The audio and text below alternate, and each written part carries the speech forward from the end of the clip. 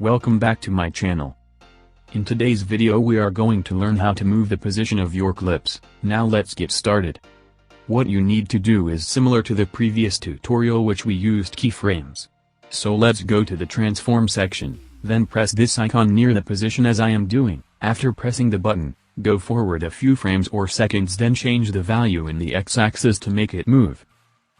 Side note, similar to the tutorial about position that I did in a previous tutorial, the left value is for the x-axis, which is left or right direction, while the right side is for the y-axis or up or down direction. You could put multiple keyframes in your timeline and change their speed according to how you want the clip to move.